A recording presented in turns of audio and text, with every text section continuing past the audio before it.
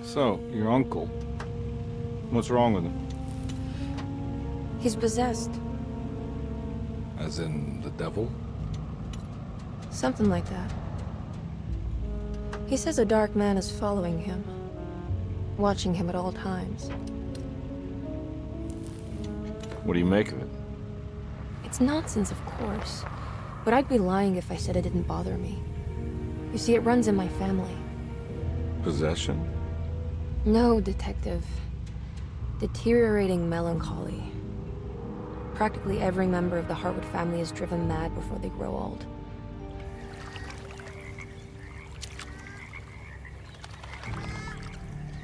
But Jeremy didn't kill himself.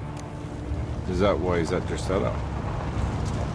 Despite being convinced that he is truly possessed, he decided to put his last chips on Dr. Gray and his psychoanalysis, figuring he might stumble upon some cure.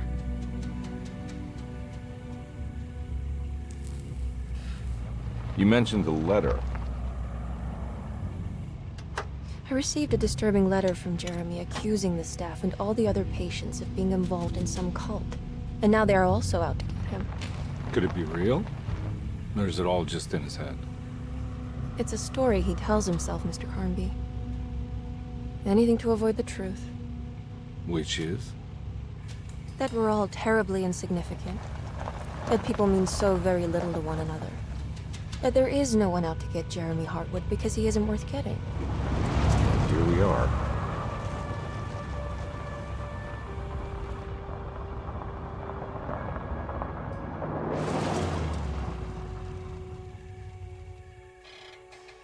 My uncle's not well, Mr. Carnby. I want to make sure he's all right. Then what's my part in this? You couldn't get a cab? I just wouldn't feel safe going alone.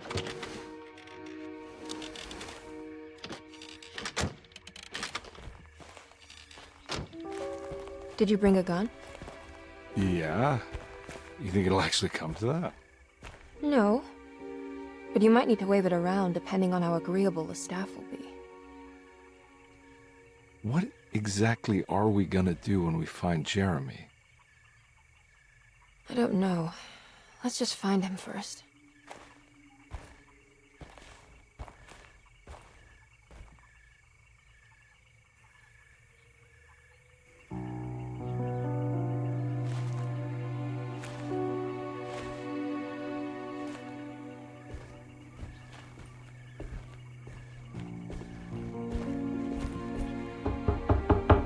Hello? It's so quiet. Where is everyone? This is a big place. Maybe they're on the other side of the house. Stay here. I'll have a look.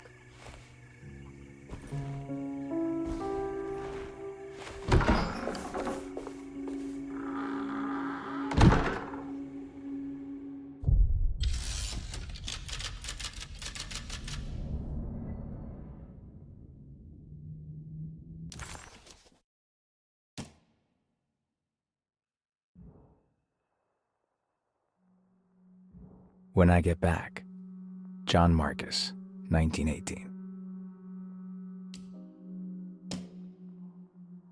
Dearest Emily, Deseto is the prey of evil, and now they're all in on it. The staff and all the patients are nothing more than a mindless cult set to awaken the bayou. I see now that it was wrong of me to try to survive the madness of the Dark Man. You will also learn that soon enough. Every hour that passes where I deny him his right to my sanity makes it worse for the people I care about. He perfectly staged his world in order to conduct my fall. And I have to fall, Emily. Stay away, my dearest niece. Stay as far away from Deseto as you can. Someday you may understand what I've done. May God forgive me. Farewell, Jeremy Hartwood.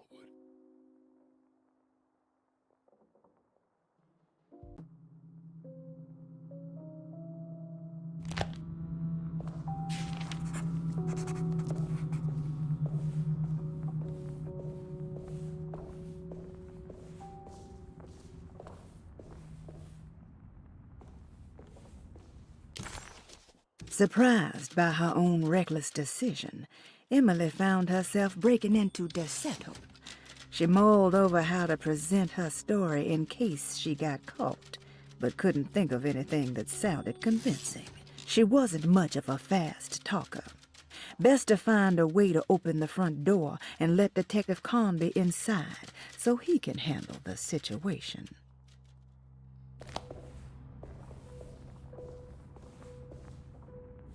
What's this?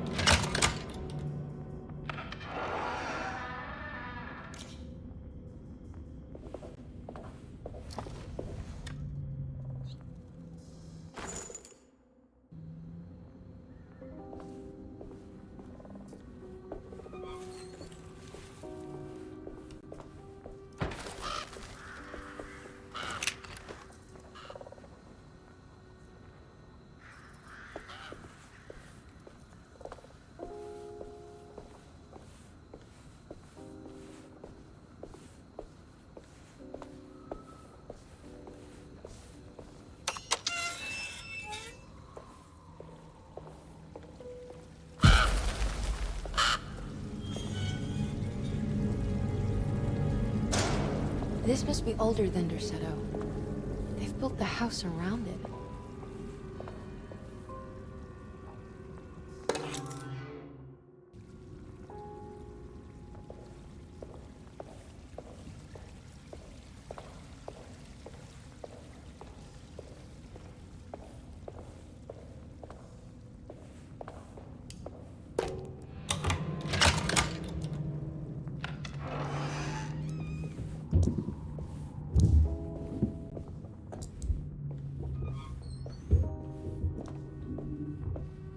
I'll just take this.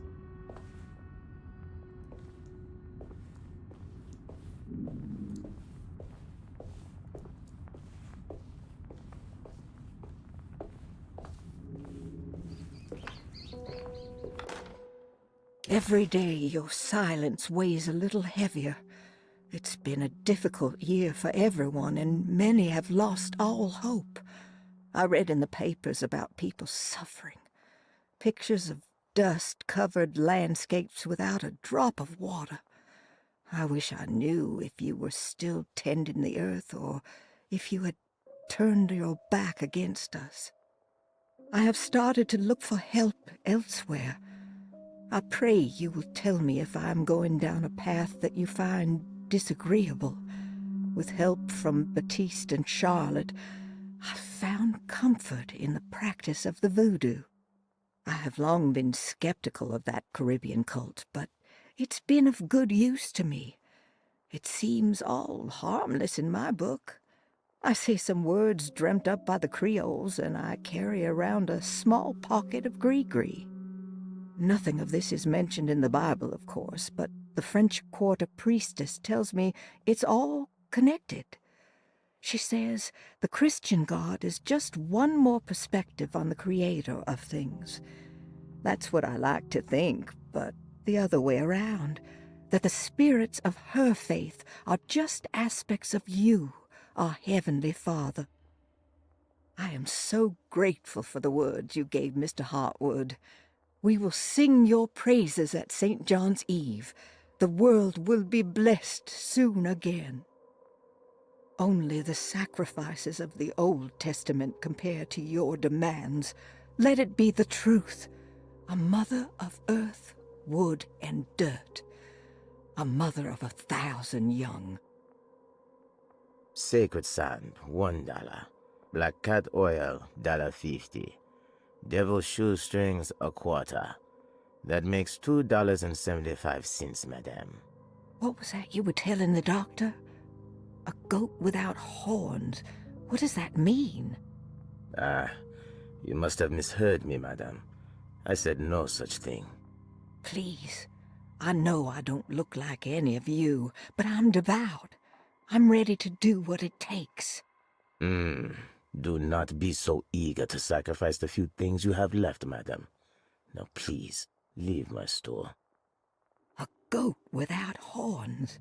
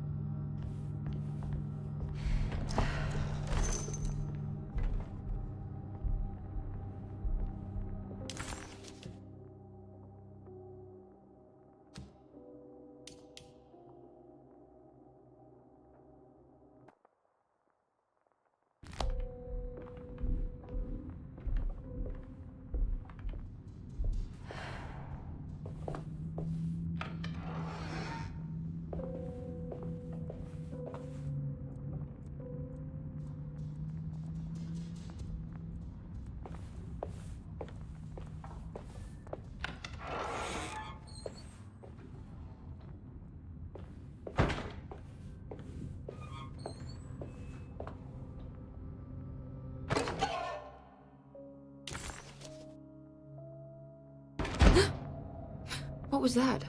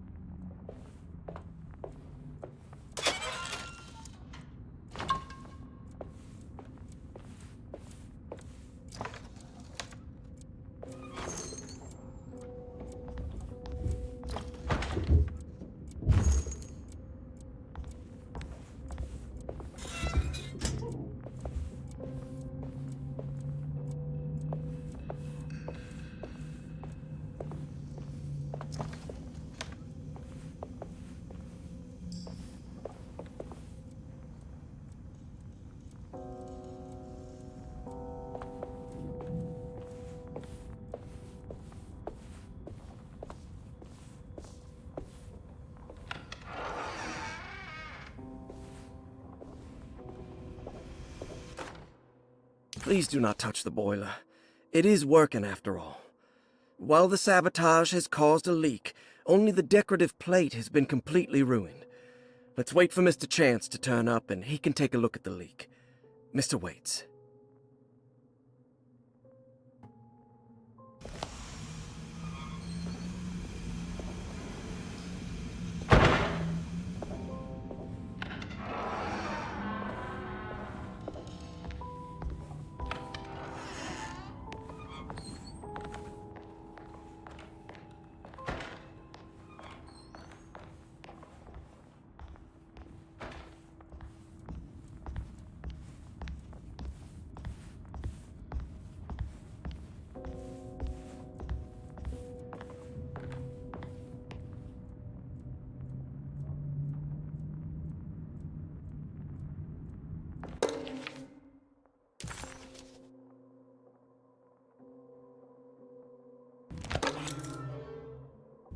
Now what's this?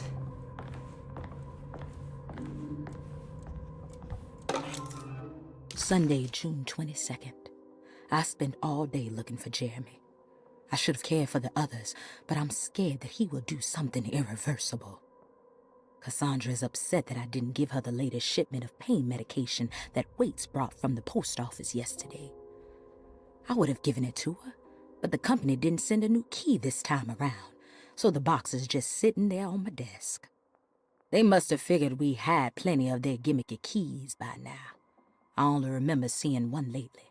Grace was playing with it inside the grand parlor. Unless it turns up by itself, it will have to wait. I have to figure out where Jeremy is. I think Jack knew something. That dog of his found a strange rot permeating the house. She's showing us, he said. Like those blots and streaks of fetid rot was talking to him.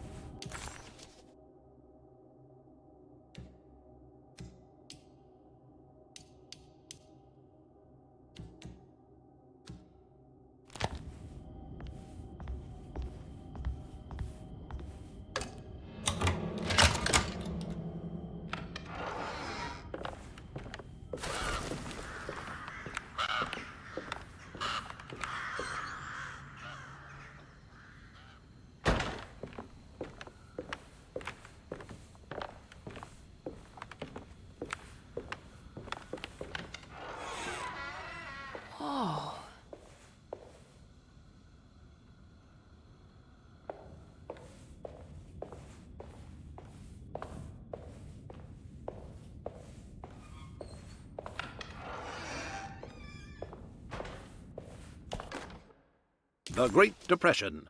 President Hoover raises tariffs on over 20,000 imported goods in an act to protect American labor.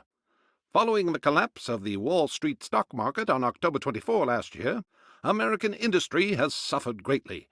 Thousands of companies have gone bankrupt and left a large part of the American workforce unemployed.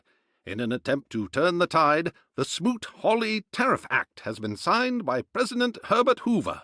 By regulating commerce with foreign countries, the government hopes to encourage the industries of the United States to compete with cheap foreign imports. Superstition on rise. New Orleans voodoo stores and spiritual mediums see increased profit during troubled times. While the market has faced hard times ever since Black Thursday of last year, voodoo doctors and snake charmers see significant rise in number of customers. With the coming Eve of St. John on the 23rd, the police expect increased cult activity around Bayou St. John, the southern shore of Lake Pontchartrain. Voodoo rituals in that area on the Eve of St. John have a long tradition reaching back to the first snake worshippers brought as slaves from West Africa. During the 19th century, its practice was popularized by the legendary Marie Laveau and has since been embraced by many of the Creoles and the surviving aristocracy of the French Quarter. Author seeks asylum. Rumors regarding author Cassandra Beauregard making Derceto her home verified. Derceto Hospital is an old plantation building on the eastern shores of Lake Pontchartrain. While often considered an asylum for the insane, residing Dr. Elmore Lee Gray prefers to think of it as a convalescent home, a place where you can go to rest. The patient list is kept secret, but thought to include many of the black sheep of wealthy families, because at Derceto, treatment does not come for free. Local author Cassandra Beauregard has now been confirmed by her own admission. She's been lauded as a powerful Creole voice and written many successful books. Lately it was reported from Hollywood that she has finished a moving picture manuscript titled Slaughter Gulch. That film is set to hit the theaters next year.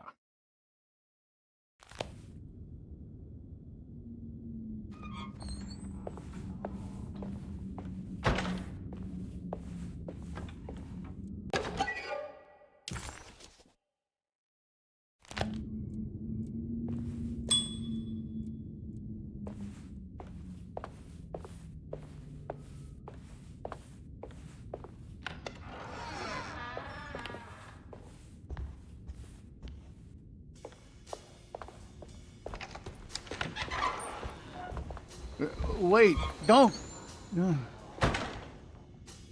Excuse me? Do you know where I can find Jeremy Hartwood? Of course not. McCarthy, what are you doing? I told you not to lose sight of the girl. Don't you worry, Mags. I'll find that little rascal. Who are you people? What are you doing here? I'm sorry about all this, but I'm looking for my uncle. His name is Jeremy Hartwood. What are you doing, child? You shouldn't be alone. Go find McCarthy. Who are you? Are you here for the Fay Dodo? Go upstairs now. My name is Emily Hartwood. I'm the niece of Jeremy Hartwood. This is Detective Carnby. The police? Why are you here? No, I'm a private investigator. Sorry to bother you. My client's worried about her uncle. He's a patient here at Derceto. If you don't mind, could you direct us where to find him? No, I can't. Jeremy has gone missing. If you leave your information, I will make sure to contact you. Wait, he ran away? No, he won't leave the house. He's around here somewhere, and both of our orderlies are looking for him. That's unacceptable. Where's Dr. Gray? I want to speak with him immediately. Fine, I'll ask him. Wait here and don't touch anything.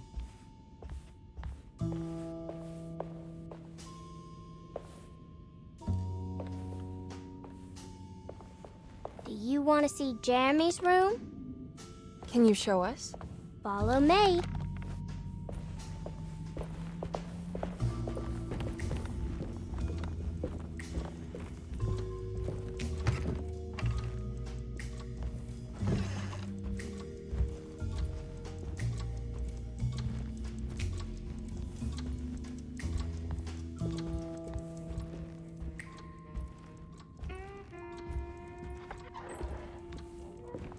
Thank you.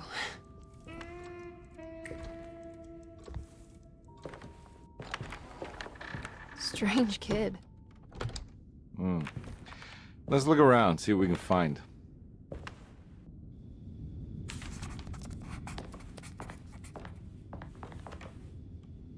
What kind of stuff are we looking for? I've never been part of an investigation before. Letters, diaries, receipts, all sorts of notes.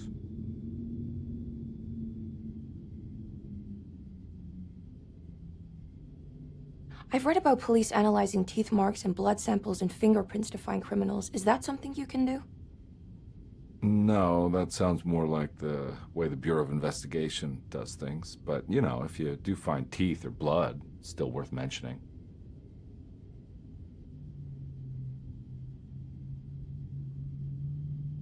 We should talk to Dr. Gray when we're done here. He's the one who runs the hospital. He must know something about what's happened. Yeah, I just want to get a feel of what we're dealing with here first. Of course.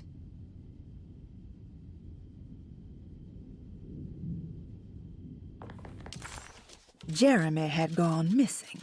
The housekeeper said the staff at Derceto was looking for him, but Emily wanted answers and demanded to speak to Dr. Gray, the man in charge. While waiting, a young girl offered to show Emily and Detective Conby inside Jeremy's room. The perfect opportunity to look for clues regarding Jeremy's disappearance.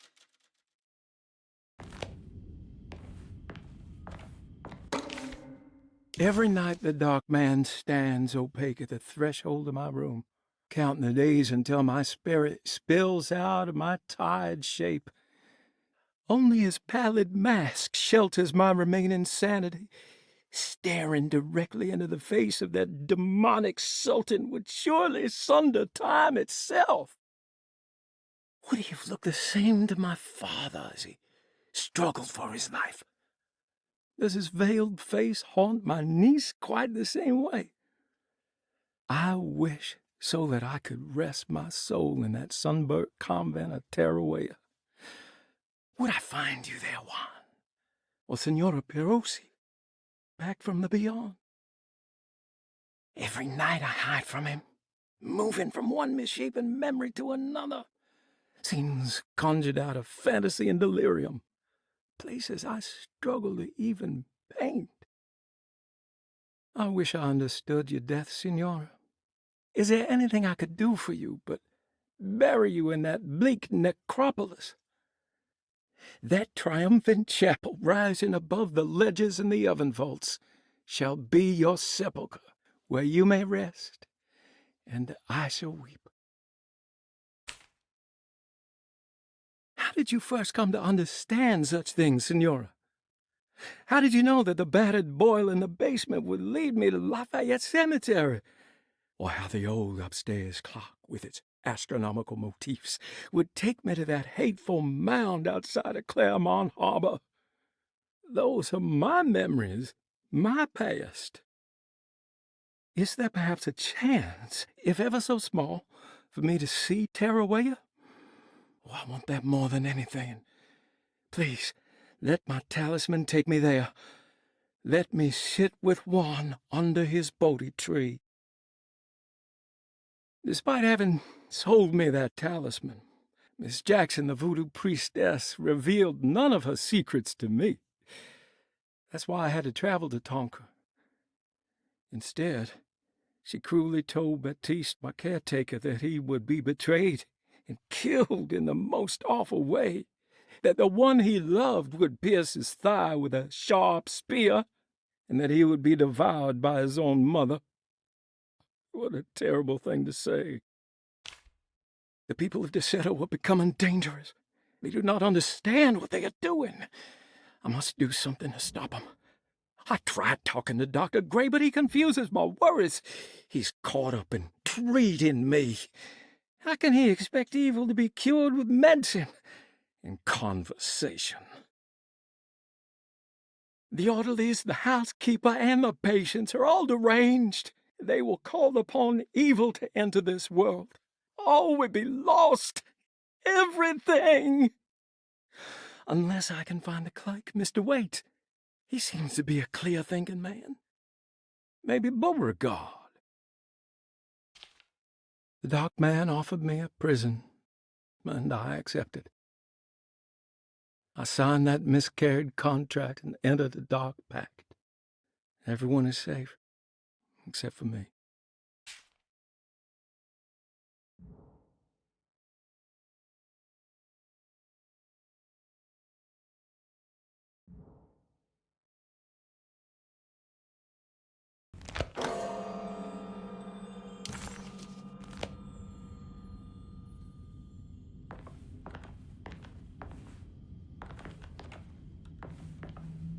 I found a commonplace book. What's that? A notebook with all kinds of stuff in it. Do you know a place called Tarawea? Never heard of it. Is it close? I've no idea. Just seems like it was a place Jeremy wanted to visit. Good to know.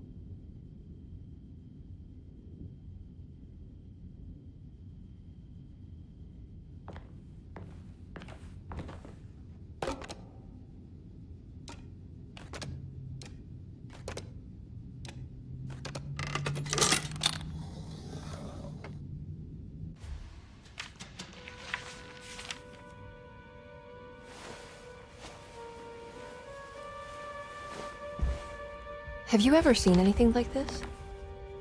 Looks like a talisman. You mean like this one?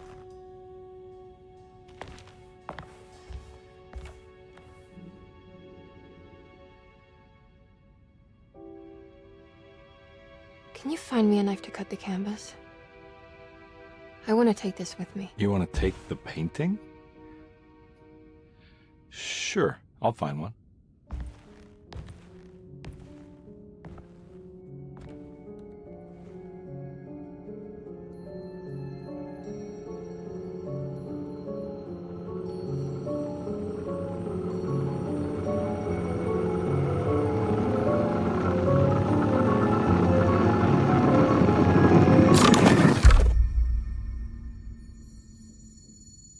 I found this tube as well. Should keep it safe for you. Do you want to carry it, or should I? Miss Hartwood?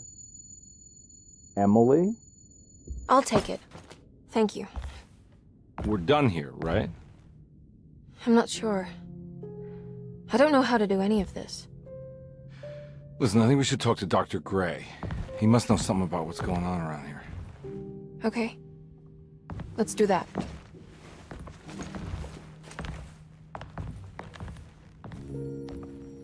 Come on, I don't want to be here all night.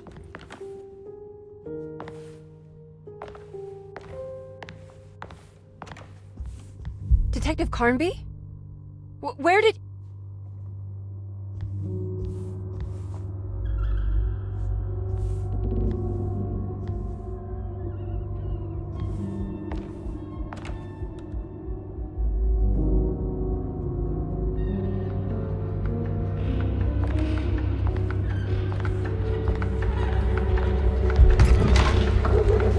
What on earth is happening? What is this place?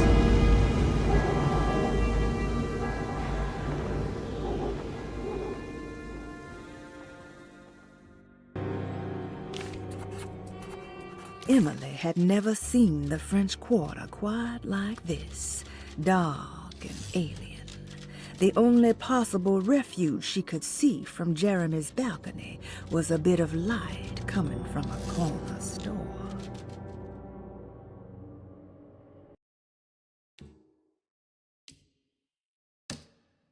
Talisman with black sunstone. An ancient navigational tool found inside a cheniere along the Bayou Tonk. The old grave was uncovered by oil riggers and said to have unleashed a vagabond devil that massacred its finders. 3 numbers are needed to span a bridge between the scapes of dream and memory, according to Stein.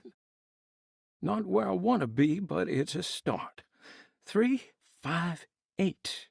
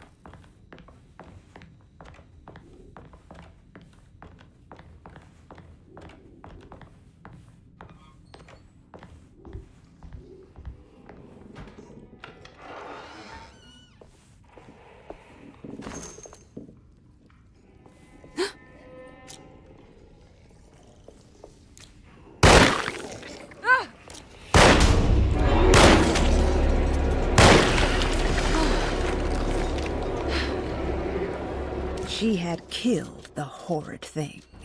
But what was it? And would there be more? What the hell was that thing?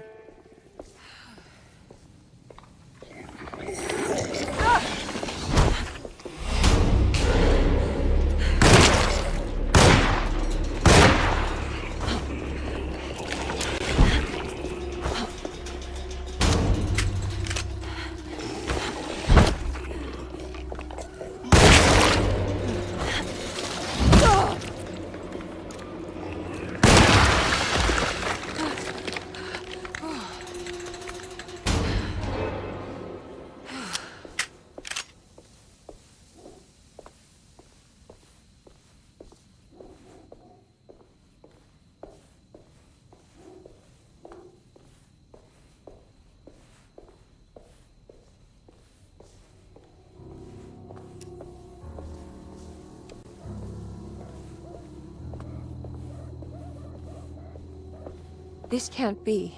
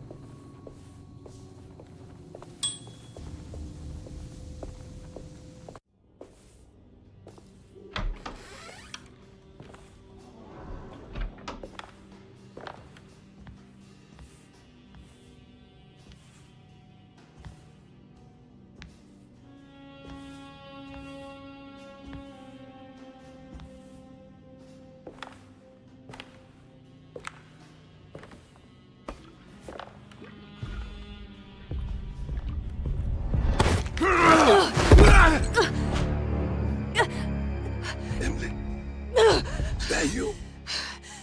Baptiste? How'd you get here? I was back at Derceto. Looking for my Uncle Jeremy? Jeremy's your uncle. I didn't know. Why would you? You're still working at Derceto? Yeah, both me and Lotta stuck around. We're real orderlies now. You remember my sister Lotta, don't you? What happened, Baptiste? How are we here? You know about the dark man haunting your uncle?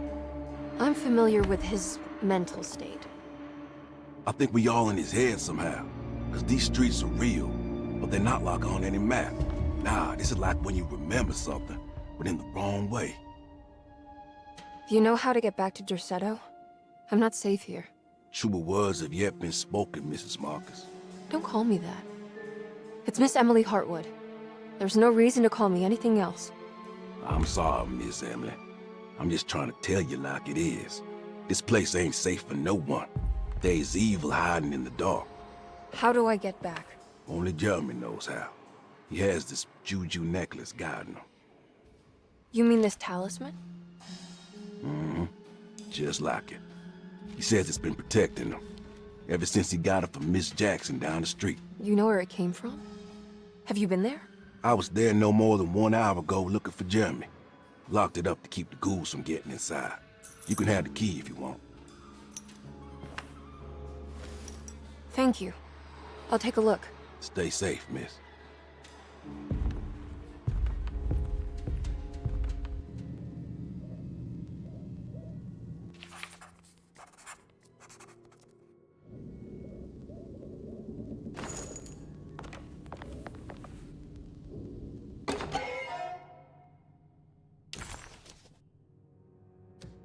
Emily couldn't understand where she was, but it felt like a waking dream.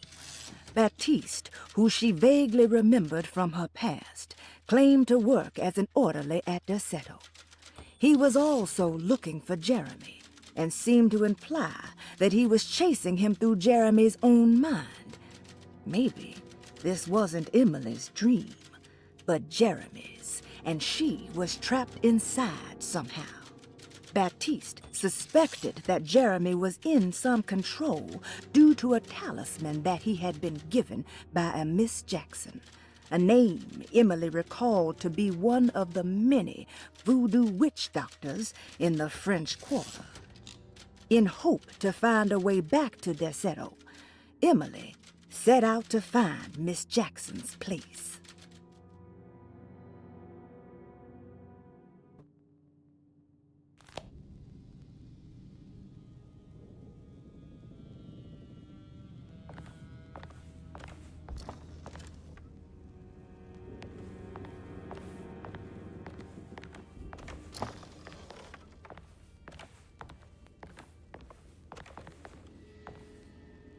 Are you staying here? For a while. Want to see if Jeremy shows up.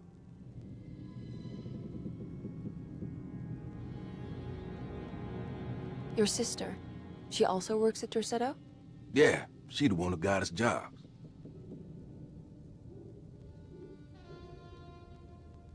Be careful, okay? You said it, miss.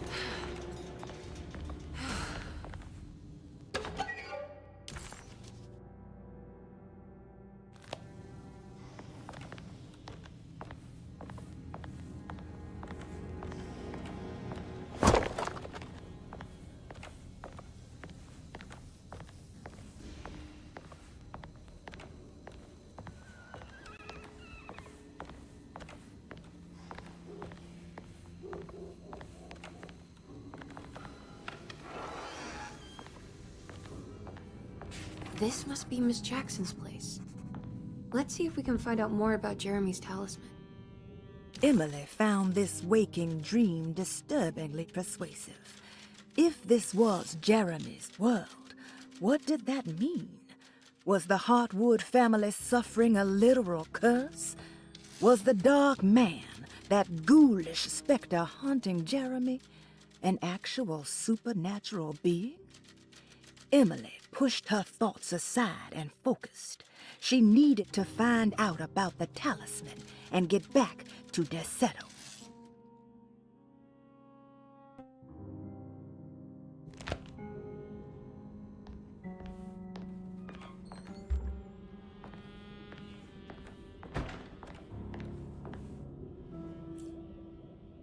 It looks exactly like Jeremy's talisman.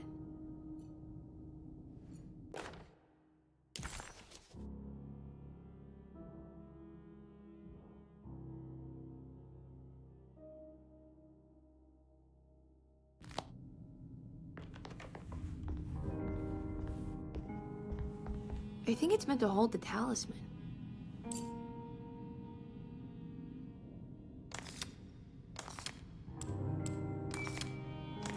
I'm not sure what numbers I should use. Maybe there's something in Jeremy's notes. What's that picture in the glass? Where is that?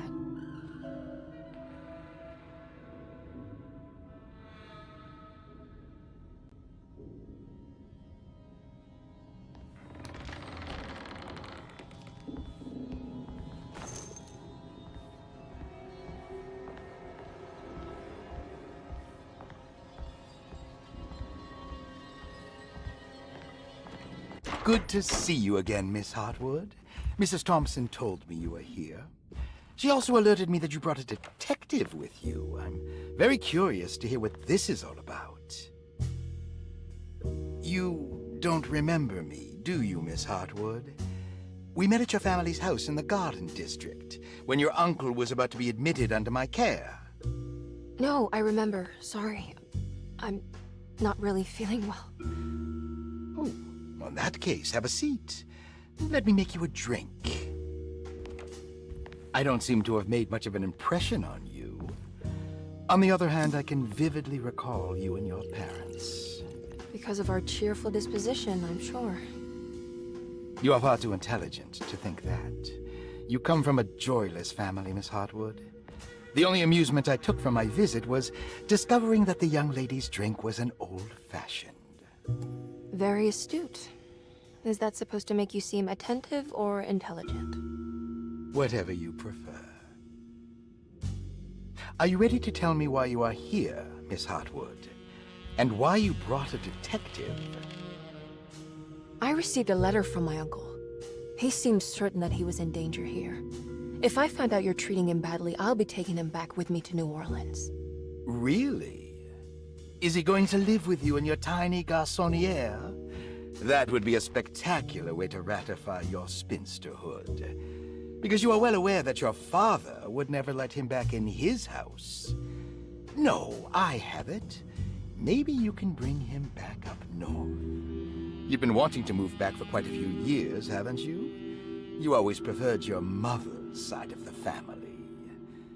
Jeremy is free to leave with you. I won't object. However, there is one problem, as you might have learned. He is, in fact, missing. Do you know where he could have gone? No, I'm afraid I don't. I have my staff looking for him. I'm sure he will show up eventually. Especially if he learns that you are here. He is quite fond of you. What can you tell me about his condition? I never heard a proper diagnosis. What is your medical opinion of him? Well, let me think. He is an anxious man, depressed, even. He suffers from a perceived lack of order in his inner and outer life. He constantly complains about events not presenting themselves according to their divine nature. And the Dark Man? Hard to tell if it was ever anything specific. Jeremy uses the Dark Man as a psychological scapegoat to avoid facing the truth that he is in any way at fault. You don't think there can be any truth to the Dark Man's supernatural existence? Why would you ask that? Can we ever be sure? If the Dark Man is some sort of evil presence that is in possession of Jeremy, Well, I assure you, any evidence that you experience supporting that claim is purely delusional. Don't get caught up in mass hysteria, Miss Hartwood. You wouldn't want to take your uncle's place in this hospital, would you? I'll be leaving now, Doctor. I need to keep looking for my uncle. Do so, Miss Hartwood. I'll let you know if he shows up.